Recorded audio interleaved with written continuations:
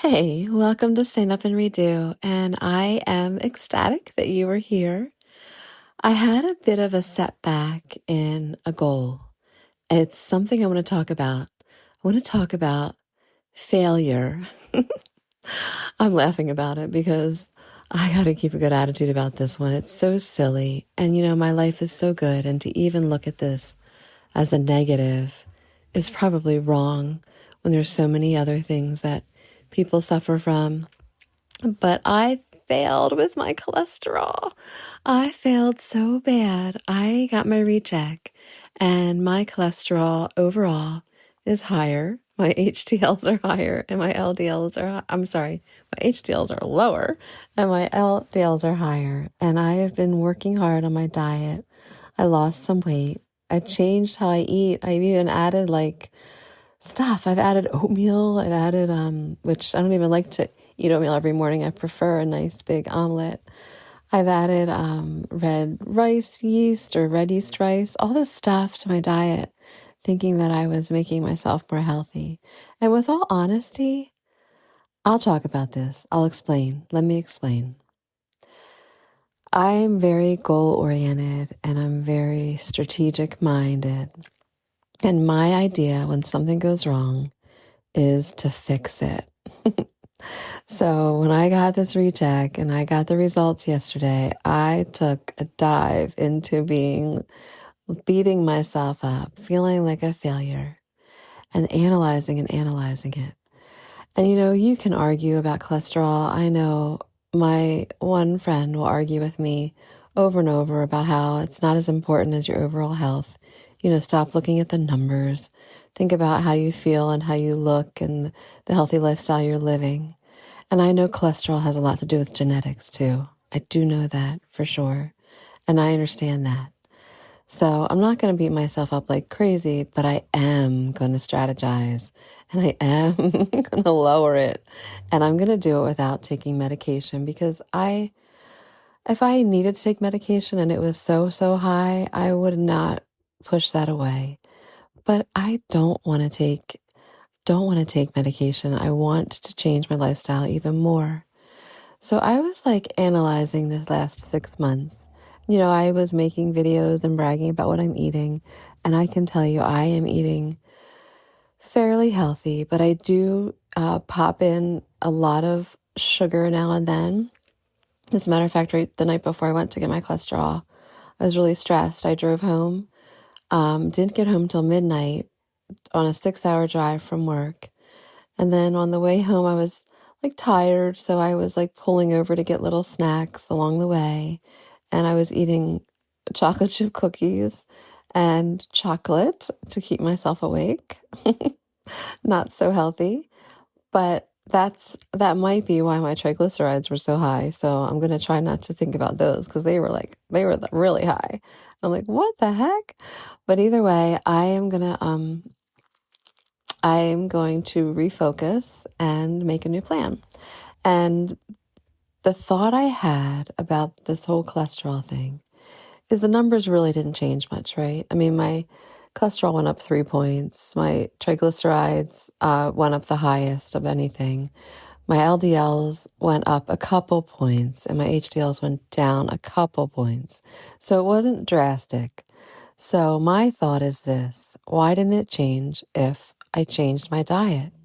I stopped drinking as much alcohol. I did stop eating sugar. I eat sugar occasionally, and I really started eating oatmeal, red onions, eggplant, avocados, lots of fish, less meat, and less dairy.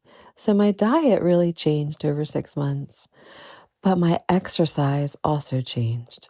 I was lifting weights 2 to 3 times a week. In that time period, 6 months ago, I was actually running and doing some really intense, high intensity aerobic exercise, where the last 6 months, I switched that. I started doing these casual walks, not lifting weights at all. I do a plank every morning and I do yoga. That is not anything intense though. So I changed the way I work out. So in my heart, I'm like, wow, imagine if I didn't change my diet and I had stopped working out with intensity, my cholesterol would even be higher. So I'm trying to look at it as a positive that it's the same as it was 6 months ago, essentially. But I also want to change it still again. So I'm going to start over again, and I'm going to reanalyze. Well, I already analyzed, as you heard. I analyzed and analyzed and analyzed and thought about this and thought about this and thought about this. My life is a lot better right now than it was 6 months ago as far as stress levels. I don't feel as stressed as I did 6 months ago. I feel like I'm getting a good work-life balance in place. I feel like I've learned, I've healed from some hurts, or have healed to a point where I feel really peaceful in my heart. So that's what I can look forward to. I feel more at peace. I feel in a better grounded place than I did 6 months ago. I'm eating better, and I've already created really healthy eating habits that'll stick with me. The oatmeal is a struggle, I have to say. I do travel with it. I've been putting flaxseed in it. I'm going to start doing smoothies a little more to make life a little more exciting. But food-wise, I could always cut out sugar completely, right? You can always decrease your sugar. But sometimes I find joy in sugar, so I'm going to still eat an occasional ice cream. I'm going to eat a piece of chocolate now and then. I'm not going to obsess on changing my diet much more than I've changed it now, because it's good. It's really good. If anything, I'll watch my calorie intake and decrease my overall calorie consumption, but not the food I'm eating. The food I'm eating is really good. Okay, so the next 6 months, the change is going to be weights. I have to get into the weight room. I have to start lifting. And the thing I'm going to do is, I always think lifting, you have to get in there 3 times a week. You have to be really, really hard on yourself and give yourself this huge, difficult workout. And I'm going to stop thinking that way. I'm going to start thinking this way. I'm going to do 2 sessions a week, and I'm going to not beat myself up. I'm going to do a good focused, purposeful weightlifting workout, but I'm also not going to go all out extreme, balls to the wall with working out. I'm going to just make it part of a healthy lifestyle that I know I can continue doing through my whole life. So that's what I'm going to do this next 6 months.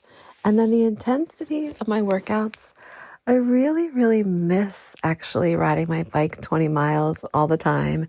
And I miss running in the woods. But I also know time is hard. Time is what is hard for me to do that. So I have to figure out how to do some shorter intensity, harder cardio workouts. Did you ever hear of a fartlek? I think that word is so hysterical. But when you do fartleks, you actually run between telephone poles. You sprint, walk, sprint, walk, sprint, walk.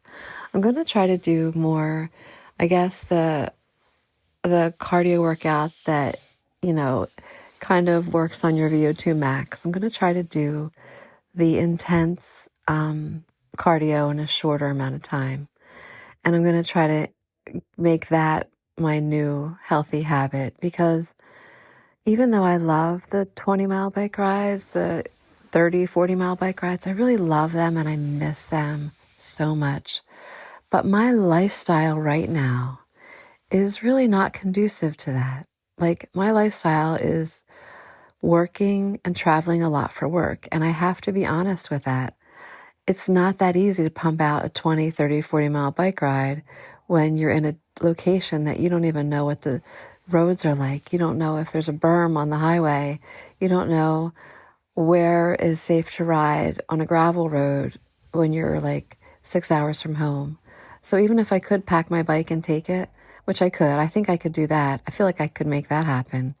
I feel like when I get to places, I don't always know if it's safe to ride my bike there. So I have to be realistic on changing the way I do things. And I guess when I'm talking to you in this podcast, that's kind of what I want to make it all about. Not about my cholesterol, but about failure and about reanalyzing what you've done wrong. I don't know, is that a word? Reanalyzing. I want to talk about looking at what you failed at and trying to figure out how you can make it better by using what you have. Not beating yourself up if you can't do what you want to do. Like, I have to be honest, I want to go for these long bike rides. I want to run on a trail that I don't even know where it is, in the middle of nowhere. But I have to be realistic and I have to be safe. And I can't act like because I can't do what I want to do, that I'm going to fail. I can't. I just have to reanalyze and figure out how to make the situation better and change things, right? Like, if you can't do something suddenly, you have to learn to reevaluate. I always think that way. I remember getting in the car accident and being in traction and not feeling like a failure. I remember thinking, okay, I'm going to get better, but I'm going to have to exercise in a different way. So I would lay in bed and I would do these purposeful, where you squeeze your muscles and you release, squeeze, release, squeeze, release. I just remember thinking, Petra, you've got to get in shape and it's going to be different. You're stuck here. You got to make the best of the situation. And I'm not saying that you should leave yourself stuck in horrible, horrible situations. But what I'm saying is you should take what situation you are in and work it to make it the best possible outcome. And I like this podcast a lot. I like the fact that this moment, I'm talking about standing up and redoing, and I'm using my cholesterol as an example, which is such a silly thing for me to be obsessive on my cholesterol. It really is, because I am a really healthy person. God has given me the ability to exercise. He's giving me a healthy body that has overcome a lot of crazy stuff. And I always tell you about the positive things, but there's a lot of things going on I don't talk about just because it's not what I want to obsess on. But I can tell you, this podcast, this episode right now of Stand Up and Redo is one of my favorites, because it's telling you that yes, when you feel like you've failed, when you feel trapped, when you feel like you can't get out of a situation, look at it again. Stop feeling sorry for yourself. Take what you can do and make the best of it, right? Take what you have, take what tools you have at that moment and work them and make things better. And that's my Stand Up and Redo. Thank you.